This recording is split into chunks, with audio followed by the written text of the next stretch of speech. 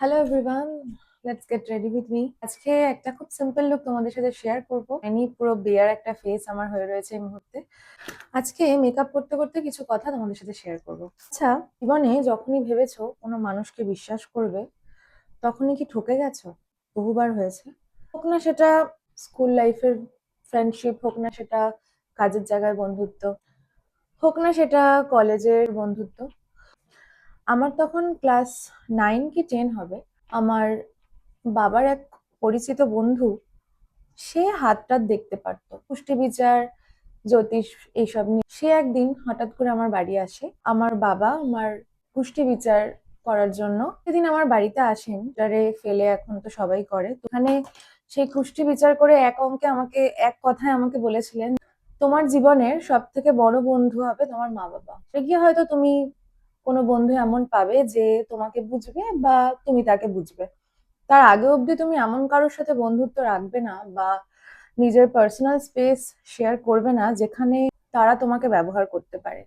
যেখানে দাঁড়িয়ে আমি খুব সহজে মানুষকে বিশ্বাস করতাম, খুব সহজে আমার পার্সোনাল স্পেসে আমি মানুষকে আসতে দিতাম, খুব সহজে আমি সবার মধ্যে মিশে যেতাম, যেটাকে এক্সট্রোভার্ট বলতে পারো।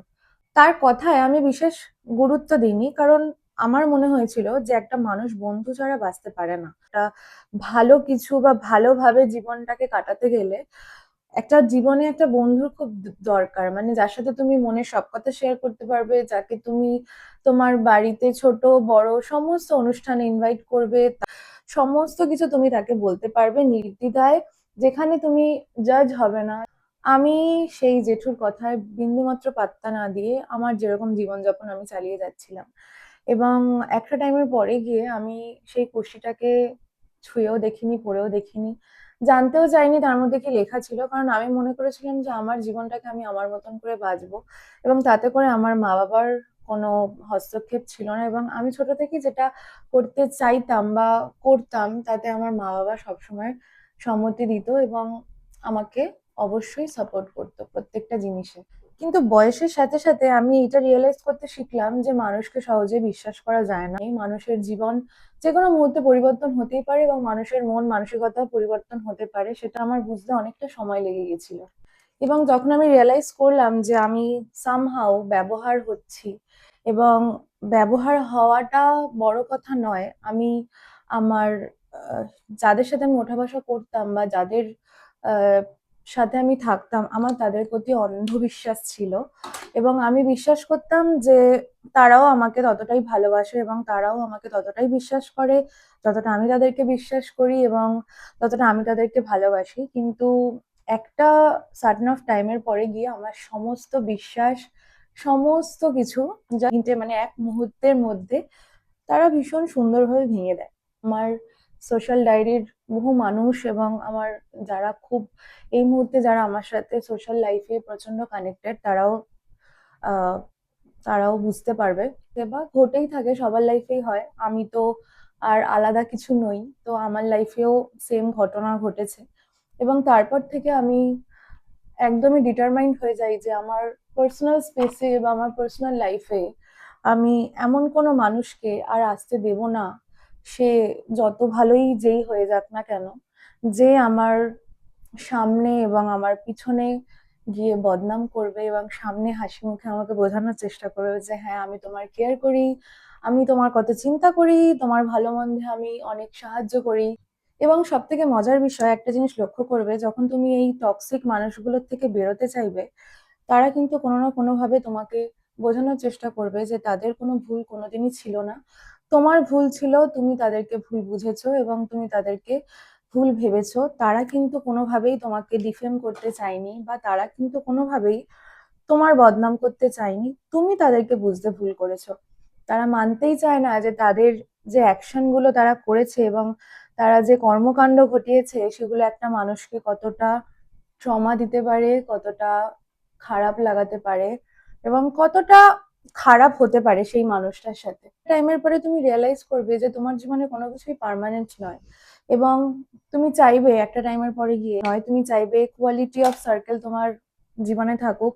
শুধু তাই নয়, যারা তোমার আনন্দে আনন্দিত হয়, যারা তোমার খুশিতে খুশি হয়, যারা তোমার সাকসেসে হিংসে করে না, যারা তোমার কোনো অ্যাচিভমেন্টে হাততালি দিতে 10 বার ভাবে না, বা তোমার কোনো ভালো কিছু দেখলে তোমাকে সবসময় মোটিভেট করে।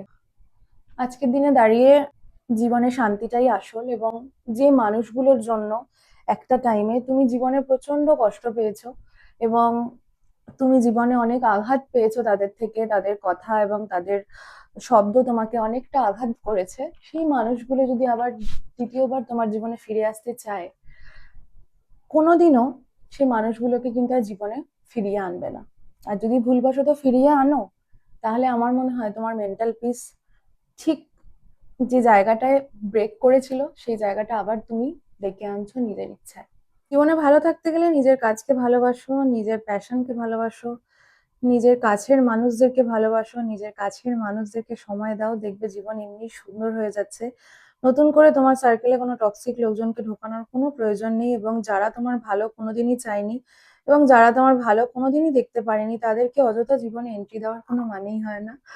কারণ সময় যেটা আমাদের শিক্ষা দেয়, বা সময় যে জিনিসটা আমাদের শেখায়, সেটা আমার মনে হয় না কোনো স্কুল, কোনো কলেজ সেই এডুকেশনটা দিতে পারে। সময়ের কাছে আমাদের সবাইকেই হার মানতে হয়, এবং সময় প্রতিটা মানুষের মুখোশ খোলে, এবং শুধুমাত্র তোমাকে সেই সময়ের অপেক্ষাটা করতে হবে যখন সময় তোমাকে তোমার চোখের ওপর থেকে পর্দাটা সরাবে এবং তোমাকে বোঝাবে যে সেই মানুষটা তোমার জীবনে ঠিক নয়, এবং সেই সময়েই তোমাকে ডিসিশন নিতে হবে তুমি সেই মানুষটার সাথে থাকবে কি থাকবে না। তুমি যত বেশি মানুষের থেকে ডিটাচ থাকবে, যত বেশি কম মানুষের সাথে কথা বলবে, তত তুমি বেশি ভালো থাকবে। যত তুমি কম মানুষের সম্বন্ধে জানবে, তত তুমি বেশি ভালো থাকবে। কারণ তুমি যখনই অতিরিক্ত কারোর ব্যাপারে জানবে, তখনই তোমার মধ্যে একটা জাজমেন্ট চলে আসবে। আচ্ছা, ও তো এরকম, আচ্ছা সে তো সেরকম, আচ্ছা ও তো এরকম ভাবে করে, আচ্ছা ও তো এই জিনিসটা ওইভাবে করে।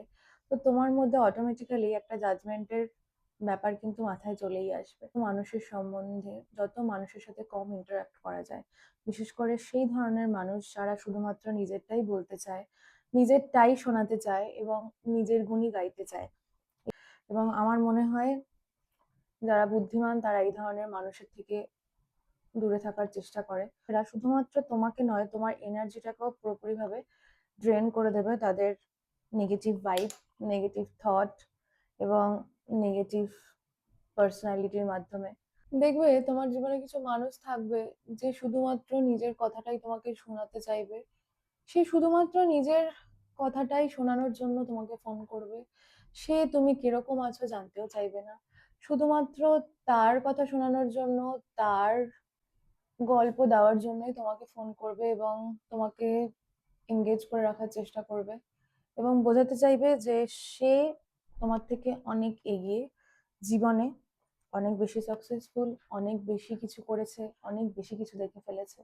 তাই এই ধরনের মানুষের থেকে নিজেকে একটু দূরে রাখার চেষ্টা করবে, কারণ এই ধরনের মানুষেরা নিজেরটা ছাড়া কিছুই বোঝে আর না। এত কিছু বলতে বলতে আমি এখানে রেডি হয়ে গেছি, আর তোমরা দেখে জানিও লুকটা কীরকম লাগলো, আর তোমাদের সাথেও এরকম ঘটনা এর আগে ঘটেছে কি না। যদি ঘটে থাকে তাহলে কমেন্ট করে জানিও। বাই।